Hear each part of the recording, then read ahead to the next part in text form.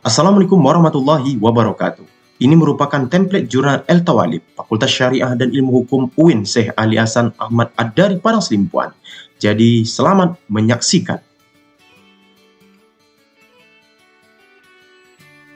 Ini masalah judul, ini banyak kendala judul. Kalau dulu masa judulnya seperti ini aja, misalnya peraturan desa tentang ini itu. Jadi itu tidak jelas judul itu. Judul itu harus jelas. Misal kita buka langsung. Jadi kita teorinya ada, prakteknya ada langsung. Ini jurnal mahasiswa yang sudah terbit, ini yang terbaru. Makanya kalian nanti rencananya ini saya rekam, nanti saya masukkan ke YouTube, linknya nanti saya kasih ke kalian. Kalau misalnya kalian lupa, bisa lihat di YouTube itu. Nah, jadi ada beberapa referensi. Yang pertama referensi yang file yang kalian print, satu. Yang kedua YouTube. Yang ketiga nanti jurnal El-Tawalibnya. Tiga itu kalian lihat terus supaya apa? Tidak lama-lama kalian bimbingan dengan saya. Ada enggak Pak sekali bimbingan? Ada. Dia cuma salahnya sedikit. Jadi saya robah aja di situ. Dah saya CC. Ada enggak lama? Ada. Berapa tadi? 8 kali. Ketawa kamu, nanti kamu 9. Nah, jadi ini seperti ini judul. Ini yang jelas. Jadi kalau kalian misalnya ekonomi, jadi harus jelas tinjauannya dari apa? Hukum ekonomi syariah atau kompilasi hukum ekonomi syariah. Kalau kalian AS, hukum Islam. Kalau kalian HTN misalnya fikih siasah. Kalau tidak ada tinjaunya, cuma dianalisis pakai undang-undang, ya udah jelaskan di situ. Jadi judul itu harus jelas, variabelnya harus jelas. Kalau tidak jelas, tidak bisa dimasukkan ke jurnal. Singkat, padat dan jelas. Itu tadi semuanya tuh. Judulnya singkat, jelas di dalamnya dan padat. Padat variabelnya jelas. Apa yang kalian teliti? Misalnya yang kalian teliti ini, dia meneliti tentang gaji buruh. Padahal gaji buruh inilah yang menjadi masalah yang dia teliti, ya, di desa dia. Lokasinya jelas. Dengan apa dia menganalisa? Dengan kompilasi hukum ekonomi syariah. Jadi jelas dia. Padat juga. Jangan nanti Pak, bisa enggak Pak judulnya beda dengan skripsi? Ya, harus kalian bedakan. Tapi substansinya sama. Kan kalau di skripsi itu ada 5 baris, 6 baris gitu kan. Kalau itu dibuat ke jurnal itu tidak diterima. Karena dianggap itu adalah judulnya skripsi, nggak bisa. Jadi harus kalian robah. Bagaimana caranya Pak? Itulah pandai-pandai keahlian kalian. Cara gimana? Lihat dulu. Di jurnal El-Tawalib itu judul-judul yang sudah diterbitkan. Minimalnya yang ini, volume 3, nomor 6. Karena ini yang terbaru, sesuai dengan aturan. Minimalnya dari volume nomor 4 lah. Volume 3, nomor 4. Sampai nomor 6 itu bisa kalian contoh. Tapi yang terbarunya, volume 3, nomor 6. Bulan kemarin diterbitkan. Maka aturannya itu sama dengan kalian sekarang. Jadi seperti itu. Kemudian untuk penulisan judul ini, jangan kalian buat huruf kapital semua. Huruf kapital itu cukup di awal. Jenis hurufnya apa? Kambria. Terus ukurannya 16. Itu yang harus kalian buat di judul. Jangan yang lain-lain. Ada kalian sering terbolak-balik di Palatino Linotype. Itu sering kalian buat di judul itu. Nanti pas penulisan nama itu kalian buat Cambria. Ada juga orang yang buat seluruhnya Temneu Isroman. Tentu itu salah. Jadi itu masalah judul. Ada pertanyaan? Jelas ya?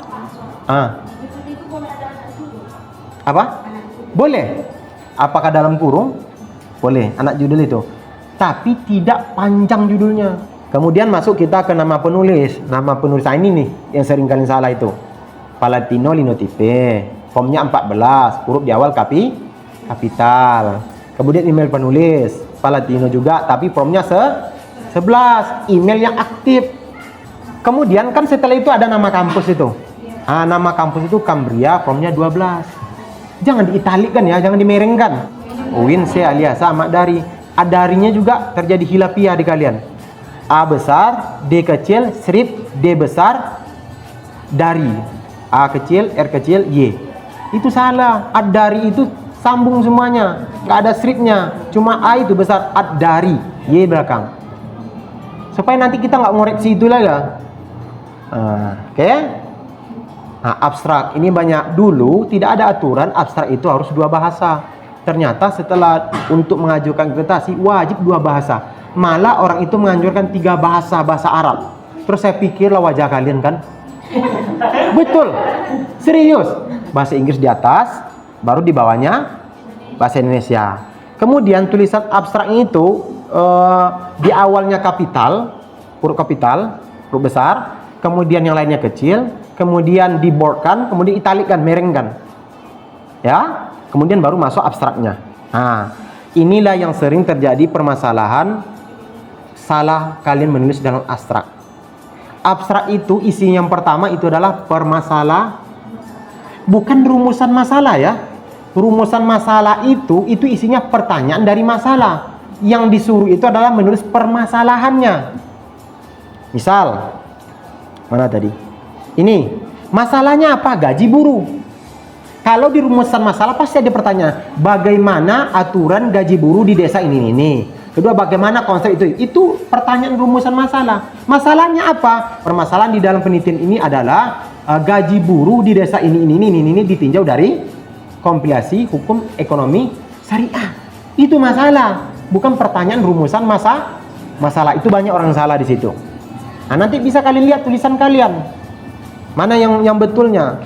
Kemudian ini metode, dia 3 cuma isinya. Permasalahan, metode, hasil.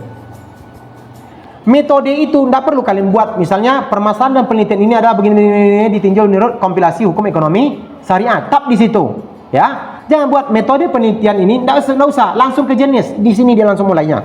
Tidak perlu kalian tuliskan metodenya. Kemudian sumber data, ini banyak juga. Sumber data kalian itu mayoritas mahasiswa itu sumber data cuma 2. Yang pertama primer, yang kedua sekunder. Kalau cuma itu yang kalian pakai, jangan pernah buat tersier-tersiernya. Cukup 2 ini aja kalian tuliskan. Tapi kalau di abstrak kalian jelaskan sumber primernya apa. Kalau kalian meneliti undang-undang, berarti undang-undang nomor sekian menjadi primer.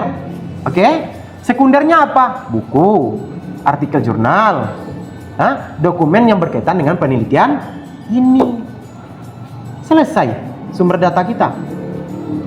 Baru masuk ke teknik pengumpulan data. Ada berapa teknik pengumpulan data?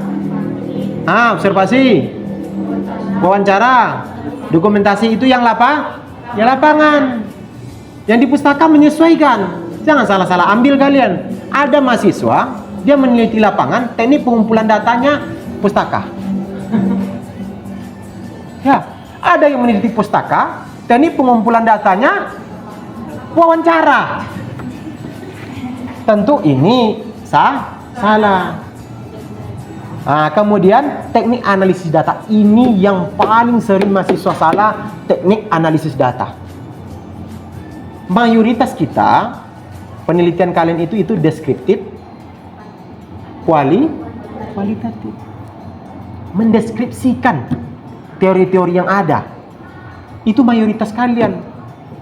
Kalau yang pustaka gimana Pak? Menyesuaikan. Lihat deskripsi kalian itu. Makanya banyak yang hancur tentang teknik analisis data ini. Ini yang lamanya biasanya mahasiswa itu. Lama dia masalah teknik analisis data. Yang ketiga, hasil. Siapa yang rumusan masalahnya 3? Kamu 3. 2 mayoritas. 1 nggak ada. Oke. Kalau rumusan kalian 3, itu hasil penelitian harus 3. Kalau rumusan masalahnya 2, hasil penelitian harus 2. Hasil dari penelitian ini bahwa misalnya gaji buruh di desa ini begini. Nah, sedangkan menurut tinjauan kompilasi hukum ekonomi syariah begini. Cocok atau tidaknya? Kalau dia ada dalil menganalisa, kalian harus tulis dalil. Bukan dalil yang ditulis, tapi Al-Quran surat apa, ayat berapa. Cukup itu. Di abstrak. Nggak perlu kalian tulis ayat apa, nggak perlu. Artinya nggak perlu. Jadi orang tinggal mencari ayat tersebut. Nah, Kemudian di bawah itu ada kata kunci. Kalian harus menyesuaikan kata kunci ini. Jangan terserah kalian aja buatnya. Kata kunci itu minimal kan 3. Bukan 3 kata, 3 kalimat. Dulu 3 kata. Sangat berat bagi kalian. Kalau kayak gini. Berarti ini keyword pertama konsep KHES. Oke. Koma gaji buruh. Koma desa sawah. Boleh gitu. Itu lengkap itu. Lokasinya ada, analisa ada, masalahnya apa. Jangan kalian buat konsep, koma, kompilasi, koma, KHS. Apa yang mau teliti situ? Tentang KS semuanya. Jadi harus jelas dia. Oh, berarti penelitian tentang KS, tentang gaji buruh, lokasinya di desa sawah. Jadi lengkap dia. Kata kunci itu gitu buatnya. Kalian cuma nengok judul aja. Kalian sesuaikan. Jangan panjang keywordnya. Pendek aja. Kalau perlu 2 kata, 2 kata, 2 kata, selesai, aman. Nah, ini pendahuluan. Banyak biasanya, misalnya kalian biar pendek, terus kalian ambil aja awal apa kalian? Awal pendahuluan deskripsi. Itu biasanya yang salah. Jadi, kalau pendahuluan itu, kan dari yang umum dulu. Atau istilah piramida terbalik. Umum. Kalau kalian meneliti tentang gaji buruh, berarti kalian menjelaskan sedikit dulu tentang buruh, gaji, kemudian teorinya. Makanya ada Dasolen dan Dasen. Teorinya seharusnya gaji buruh itu bagaimana? Sedikit aja, nggak perlu banyak. Jadi pendahuluan itu cukup 1 halaman. Cukup satu halaman. Oh Pak, 2 halaman boleh, maksimal 2 halaman. Nah, Dasolen itu teorinya bagaimana? Seharusnya gaji buruh begini-begini. Ternyata di desa sawah gaji buruh begini. Tentu teori berbeda dengan praktek di lapangan. Itu itu yang kalian teliti. Sesimpel itu pendahuluan itu. Tapi banyak yang tidak balance dengan judul dan pendahuluannya. Kalau istilah kami, Dasolen Dasennya nggak masuk.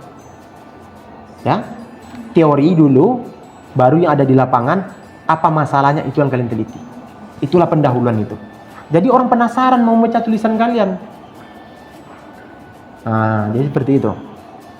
Kemudian metode penelitian. Ini yang paling banyak salah. Ini. Metode penelitian, ini cukup 7 ini isinya. Jangan kalian tambah-tambah. Kan kalau di abstrak ini juga isinya. Metode penelitian itu. Tapi tidak menjelaskan. Bedanya. Kalau metode penelitian yang huruf B itu kalian menjelaskan. Misal. Jenis penelitian pada penelitian ini adalah penelitian lapangan. Boleh nggak Pak saya menjelaskan tentang lapangan? Boleh. Penelitian lapangan adalah penelitian begini. Dari mana kalian ambil? Dari buku A. Buat referen. Oke. Nah, masuk yang kedua, pendekatan. Pendekatan dalam penelitian ini adalah pendekatan kualitatif. Kualitatif adalah boleh kalian jelaskan. Begini ini tab. Kalian ngambil dari buku mana? Buku B, buat referensi. Sumber data, ini juga tidak perlu kalian jelaskan. Sumber data primer adalah sumber data pokok. Singkat aja jelaskan, selesai. Tidak perlu. Banyak. Tak perlu. Baru kalian jelaskan. Adapun sumber data primer pada penelitian ini adalah kalian jelaskan situ.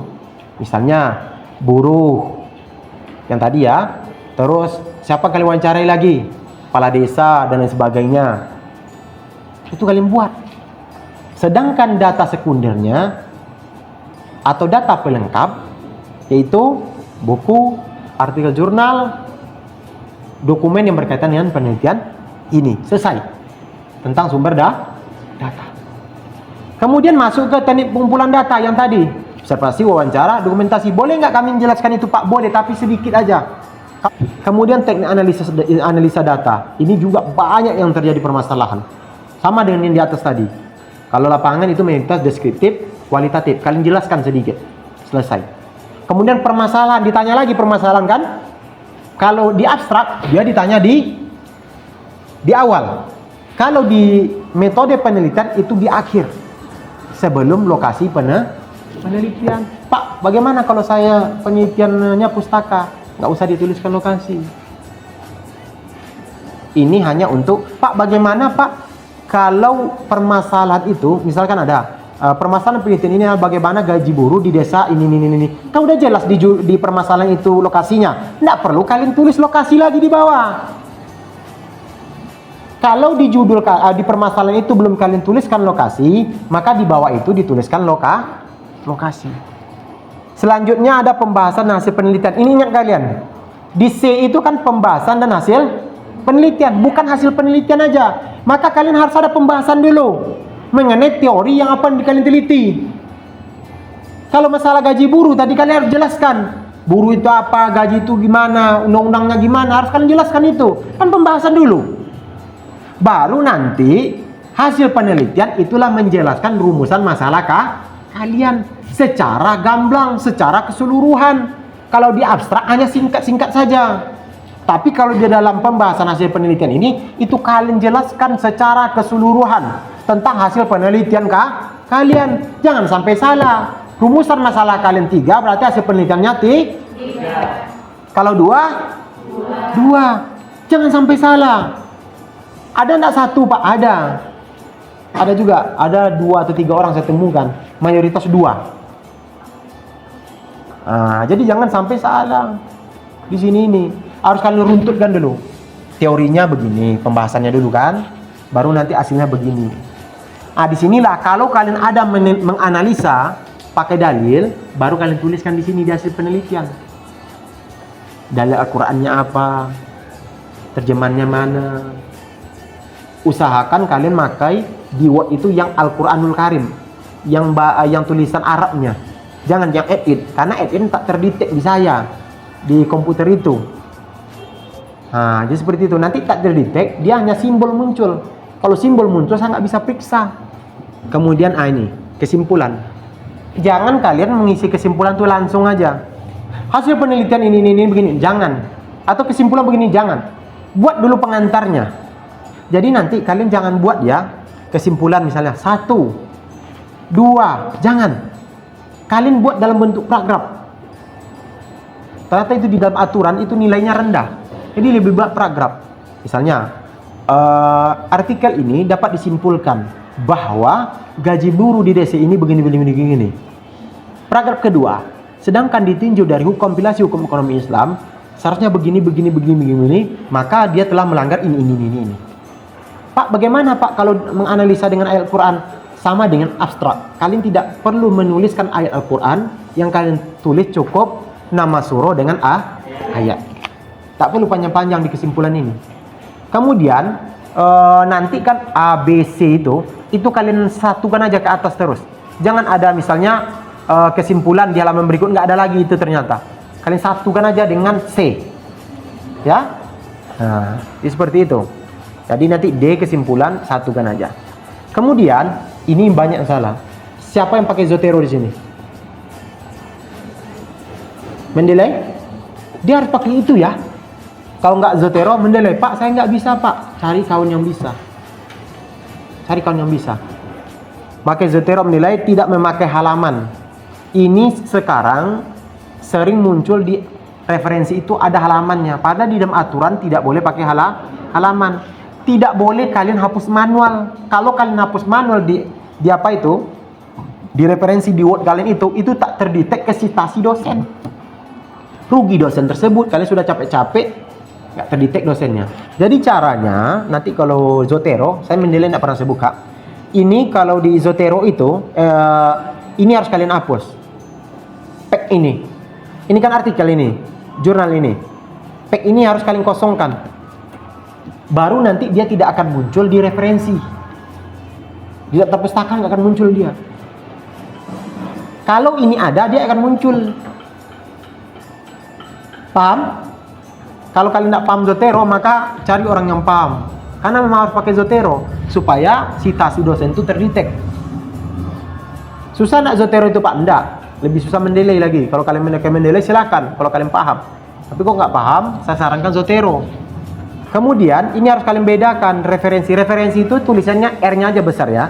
Kalian bolkan, kemudian jangan italikkan, lurus saja. Kemudian nanti A sumber B sumber C sumber lainnya. Sumber lain itu wawancara. Kalau kalian meneliti di lapangan, wawancara itu kalian tuliskan. Wawancara dengan bapak siapa, ibu siapa, kepala desa mana. Harus jelas. Nah, maka kalau sudah itu aturan yang kalian tulis di artikel jurnal kalian, maka selesailah jurnal kalian dan di-ACC. Demikianlah penjelasan tentang template jurnal El-Tawalib Fakultas Syariah dan Ilmu Hukum UIN Syekh Ali Hasan Ahmad Ad-Dari Padang Selimpuan. Semoga bermanfaat. Assalamualaikum warahmatullahi wabarakatuh.